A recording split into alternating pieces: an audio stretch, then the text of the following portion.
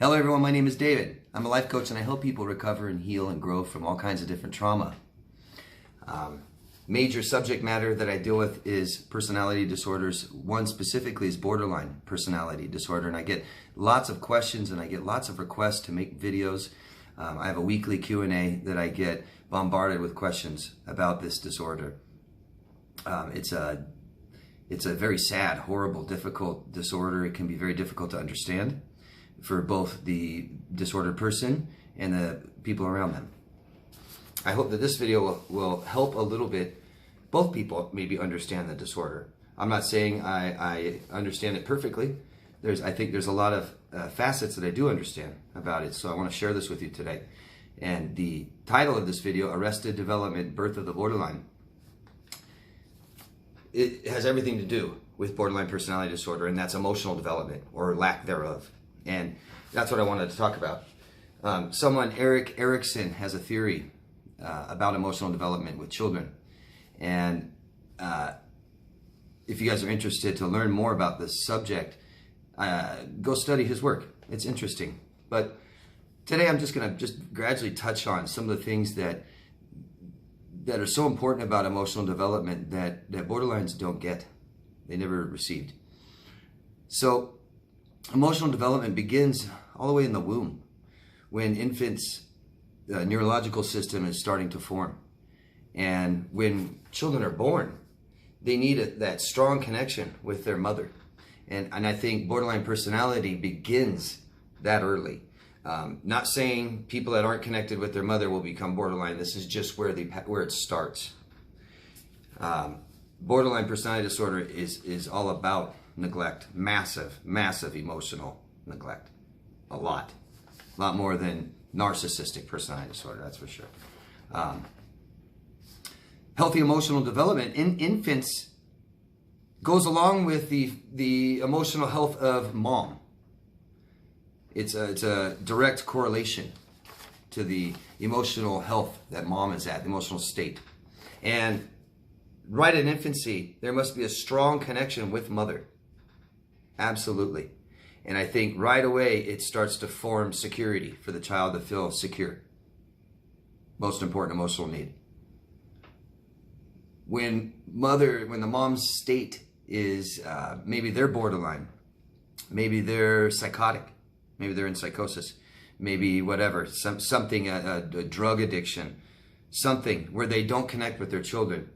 I see this all the time with borderlines, where their mom denied them. Their mom put them up for adoption, fostered, wasn't around. The grandparents had to raise them, things like this. I'm not saying everyone in that happened to them is borderline. This is just where it starts. There must be a strong connection, emotional connection between the mother and the child, right after birth, and this helps them feel secure, and this is by touching and eye contact. There's serve and return. You know, a little baby sitting in their little chair, and they coo and caw, and they point at something, and mom turns around, looks at it, and ooh, responds to it, looking in their eyes. Vitally important. Vitally important. Letting them be aware of their body, their surroundings. Around 2 or 3 years old, children are emotionally vulnerable. This is where low self-esteem can begin, at 2 or 3 years old, without the mother encouraging the child with lots of attention and emotional support. Even at 3 to 5 years old, children begin to mimic other people. This is where mirroring and mimic happens. Borderlines mirror people because they don't have a strong sense of self. So that means I can just be anything, be anybody. Me too, me too, me too. I like that too. That's my favorite too. Oh my God, we're exactly the same. It's not a hard thing to do because they don't have a structured basis of who they are. And just like a 2 or 3 year old does not, or a 3 or 5 year old. And so at 5, children are mirroring people already. A lot of abuse, child abuse, tends to happen after 5, I've noticed. As they're learning their surroundings, walking around, getting into trouble, talking, stuff like this, socializing with the family members, that typically is when sexual and physical abuse begins. seems like around 7 or 8 years old. And that is when social relationships begin for children. Okay? So when you have a child who's being neglected right from the beginning, no connection with mom, so it doesn't feel secure, and already starting to have low self-esteem at 2 or 3, and now at 5, simply mimicking other people, and then trauma, some kind of trauma after that. Trauma halts development, stops it. If it's bad enough, trauma will halt emotional development in its tracks, and children won't continue developing into an adult. I believe we only have a few years to prepare children for the world, if you think about it. At 5, we send them off to school and they start forming social relationships with their peers. And that becomes more important than mom and dad. If you guys are parents, know this. They start rebelling, they start withdrawing from family, and really important for them to become bonded and attached and have relationships with their peers. It's extremely important. And this social forming is helping them learn how to navigate, learning how to communicate, learning how to get what they want and need in life. But they have not connected with their mother. They don't feel secure. They don't have the self-esteem. And then now trauma, almost always with the borderline. It's either physical, sexual, or both. Almost always. And that's the final key. That stops, that halts all development. And if this happens 5, 6, 7, 8, there's a whole lot of development that they're missing out on. A whole lot. Learning how to form social relationships with their peers. And without that, they start feeling inferior. They start feeling very, very inferior. And this is where the fear of abandonment falls in. A borderline is ruled by fear of abandonment. They feel inferior. They may hate themselves. Lots and lots of shame. Not good enough. Worth nothing. Inferior. You can't navigate emotionally and get what you want and need that way. Their parents have neglected them so much that they lack just simple communication and conversation. No security at all means attachment trauma growing up, or attachment disorders, CPTSD. Almost all borderlines have CPTSD. So this social interaction with their peers helps them form their identity. And if trauma starts at 6, 7, 8 years old, their identity isn't formed. A sense of self, of who they are, isn't formed. No autonomy. They keep mirroring and mimicking other people with a very unstable sense of who they are. And then massive, massive shame means they hate themselves. And they feel that you will too, and you will leave them. Massive fear of abandonment. Sad. Very, very, very sad disorder. This is a reaction to trauma that becomes pervasive. It becomes who they are, their personality. They call the borderline the unhealed burn victim. Borderlines will tell you how everybody abused them. They'll tell you how every doctor they had abused them, every therapist they had abused them, their husband, their wives, their children, their siblings, everybody hurt them. They're just children. They're emotional children that never matured and never finished developing into an adult. Very, very, very sad. And with that compassion, I can also have the compassion for their victims.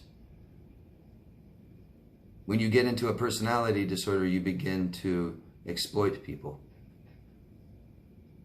So the people around them are the ones who suffer too. I hope this helps you guys understand borderlines. And what happened? What happened growing up? And this isn't, I'm not defining everyone. This is the basis of the disorder. No connection with mom right away. And it starts right there. With no security, no connection. Where they don't feel encouraged to do anything, and they don't develop their self. Very low self-esteem. Then as they are supposed to socially interact with children, that's typically when trauma happens. So development stops. They don't learn how to socialize with people very well. That helps, that keeps them from forming identity. So they don't know who they are, and they're absolutely ruled by abandonment. I hope that makes sense to you. Ask me questions. If it doesn't, I'm going to be answering questions for days with this video. I also have a weekly Q&A video where you can ask me questions there too. Okay? If this video is old and you're watching this, I may not get to your questions. Sometimes I can miss old questions on old videos, but I have a weekly Q&A video I do every Monday. You can ask me any questions about borderline. We need to understand this disorder.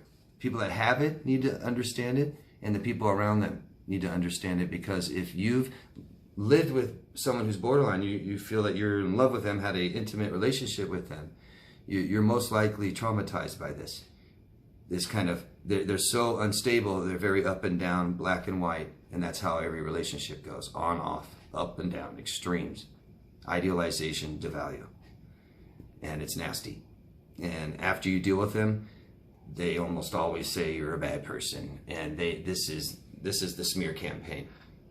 I think this is also the basis for sociopaths as well. Sociopaths is add narcissism. You guys ask me, what's the difference between borderlines and narcissists, stuff like this, because my borderline lacks empathy, you tell me. When you have a personality disorder, you're going to have traits of other disorders as well. It's very common for borderlines to lack empathy. Empathy is something we usually develop later in life. If their trauma halts their development at 8 years old, they may never develop empathy. They may not. You've seen a bully in high school.